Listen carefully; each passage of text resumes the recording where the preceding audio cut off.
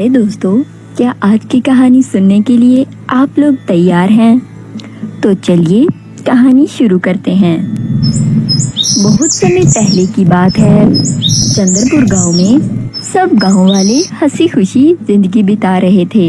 इसी गांव में गीता अपनी बुआ के साथ रहती थी। गीता दिखने में बहुत ज्यादा सुंदर नहीं थी, वो सांवली रंग की थी, परंतु गीता को इससे कोई शिकायत नहीं थी। वो हंसी खुशी अपनी जिंदगी गुजार रही थी।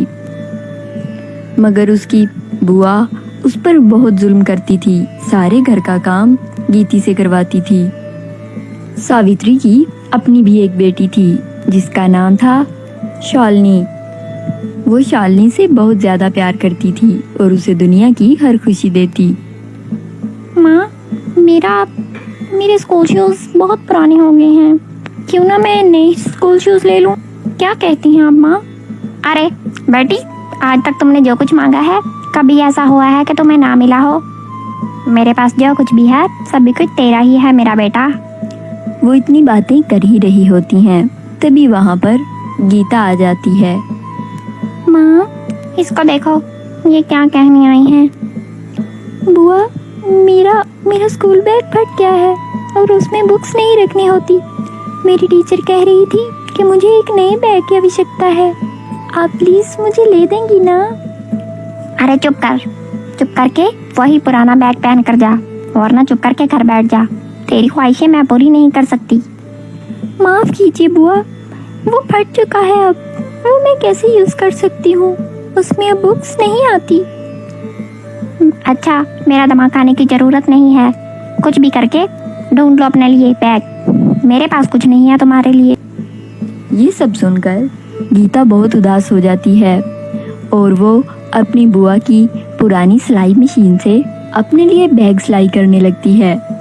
इसी तरह दिन गुजर रहे होते हैं और एक दिन, रुको शालिनी बहन, मैं भी तुम्हारे साथ चलती हूँ स्कूल। नहीं, तुम्हें कोई ज़रूरत नहीं है, मैं अकेली जाऊंगी, तुम्हें साथ में लेकर नहीं चल सकती। तुम्हारे काला होने की वजह से तुम्हारे साथ साथ मेरा भी मजाक उड़ता है, इसलिए मैं तुम्हें साथ लेकर नहीं जाऊंगी, अकेली आ जाइयो। इस तरह शालिनी गीता को अपने साथ नहीं लेकर जाती। शालिनी गीता से थोड़ी बड़ी थी और वो ज़रा सीनियर क्लास में पढ़ती थी। तभी एक दिन क्लासरूम में गीता को उसके बैग से उसकी बाल पॉइंट नहीं मिलती। वो बहुत ढूंढती है। वो टीचर के डर से जल्दी जल्दी शालिनी के क्लासरूम में चली जाती है और उसे जाकर कहती है, शालिनी बहन, तुम देखो ना तुम्हारे बैग में कहीं मेरी बाल पॉइंट तो नहीं चली गई। कल घर में होमवर्क करते वक्त मुझे मेरी बाल पॉइंट नहीं मिल रही और क्लास में टीचर भी आने वाली है। अरे मेरे पास कोई तुम्हारी बाल पॉइंट नहीं है, चलो निकलो यहाँ से। तुम्हारी काली शक्ल देख लेंगी सारी लड़कियाँ और मेरा मजाक बनाएंगी, जाओ यहाँ से। तभी उनकी सारी बातें शालिनी की एक फ्रेंड सुन लेती है और कहती है, अरे शालिनी, तुमने पहले तो कभी नहीं बताया कि तुम्हारी यहाँ पे एक और बहन भी पढ़ती है। तुम लोग तो बिल्कुल अपोजिट हो। तुम इतनी सफ़ेद हो और ये काली रात है, भला ये कौन सा जोड़ है? अपनी दोस्तों की ये बातें सुनकर शालिनी को बहुत गुस्सा आ जाता है और वो गुस्से में गीता को थप्पड़ लगाती है। मनहूस लड़की, मिल गई तुझे तसल्ली। मेरी क्लास में मेरी दोस्तों के सामने इंसल्ट करवा के वो तो यही चाहती है कि मेरी इंसल्ट होती रहे हर जगह। दफा हो यहाँ से। अगर मेरा रंग काला है तो इसमें मेरी क्या गलती है? ये तो ऊपर वाले के काम है ना। और अगर मेरा मजाक बना रहे हैं वो लोग, मुझे काला कह रहे हैं, तो भला तुम्हें क्या तकलीफ हो रही है इससे? अगर मुझे पता होता कि तुम्हारे दोस्त इतने बुरे और बदतमीज हैं तो मैं कभी भी तुम्हारी क्लास में आती ही ना। इतना बोलकर गीता वहाँ से चली जाती है। तभी छुट्टी होने पर दोनों बहनें घर जा रही होती हैं तो रास्ते में उन्हें एक जख्मी हालत में छोटी सी बिल्ली दिख जाती है। वहीं गीता बिल्ली को देखकर रुक जाती है। अरे अब क्या हुआ? घर क्यों नहीं चल रही? जल्दी घर चलो, मैंने गेम देखनी है, मुझे देरी हो रही है। अरे वो देखो बिल्ली को शालिनी, उसको कितनी चोट आई है और उसको दर्द भी हो रहा है।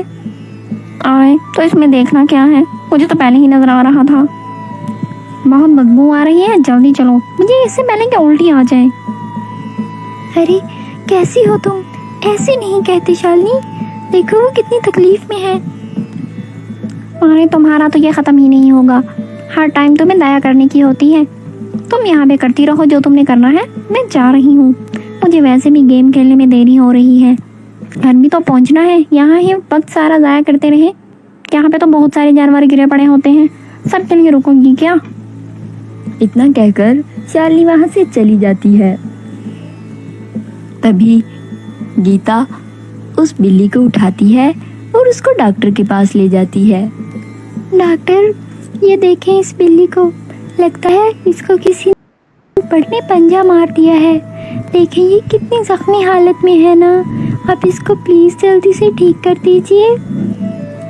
आप घबराइए मत, ये ठीक हो जाएंगी, बस इनको थोड़ी सी केयर की ज़रूरत है। वो आप कुछ दिन करेंगी और कुछ दवाई मैं दूंगी तो ये ठीक हो जाएंगी। तभी डॉक्टर उस बिल्ली को दवाइयाँ देकर घर भेज देती है। घर आते ही गीता के बुआ कहती है, होश लड़की, तू कहाँ है सुबह से गायब? तुझे पता है तू पूरा 1 घंटा लेट आई है घर। मुझे मालूम है तू अपने उन्हीं गंदे गंदे दोस्तों के साथ खेलने चली गई होगी, और अपने कपड़े देख कितने गंदे हैं। ऐसे ही उसकी बुआ उस पर बहुत चिल्लाने लगती है, परंतु गीता उसको उस बिल्ली के बारे में नहीं बताती, क्योंकि वो जानती थी कि बुआ उस बिल्ली को घर में रखने की इजाज़त नहीं देगी। ऐसे ही टाइम बीतता जाता है और गीता उस बिल्ली को बिल्कुल ठीक करके अपने कमरे में ही रख लेती है। वो रोज़ उसके साथ खेलती है और धीरे धीरे कुछ दिनों में वो बिल्ली बिल्कुल ठीक हो जाती है। तभी एक दिन उसकी बुआ कहती है, ए लड़की, बात सुन, एक बर्थडे पार्टी में हमें जाना है, मैं और शालिनी वहाँ चली जाएंगी। रात को हमें लेट हो जाएगी, तू कल का खाना खाकर सो जाई, हमारा इंतजार मत करती रही। बुआ, मुझे भी इतने दिनों से कहीं नहीं लेकर गए आप, मैं घर पे बोर हो जाती हूँ, मुझे भी बर्थडे पार्टी में ले चले। बर्थडे पार्टी में जाने के लिए शक्ल और कपड़े अच्छे होने जरूरी हैं, जो कि दोनों तेरे पास नहीं है। तू चुप करके घर बैठ, हो सकता है वहाँ पे किसी अच्छे लड़के का रिश्ता मिल जाए और मेरी शालिनी की वहाँ ही शादी हो जाए, मगर तुझे मैं लेकर गई तो मेरी बेटी का स्टेटस डाउन हो जाएगा। तू चुप करके घर ही रह और काम काज कर। ऐसे ही कुछ बातें करके शालिनी के साथ सावित्री चली जाती है। तभी गीता अपनी बिल्ली से बातें करते हुए बोलती है, कैटो, तुम्हें पता है बुआ मुझे कभी भी किसी फंक्शन पे नहीं लेके जाती, क्योंकि मेरा रंग काला है। वो ये नहीं सोचती कि मेरा भी दिल करता है फंक्शन पे जाने का, मेरा भी दिल करता है अच्छे अच्छे कपड़े पहनने का, मगर वो तो समझती हैं कि मैं काली हूँ और मुझको घर ही रहना चाहिए।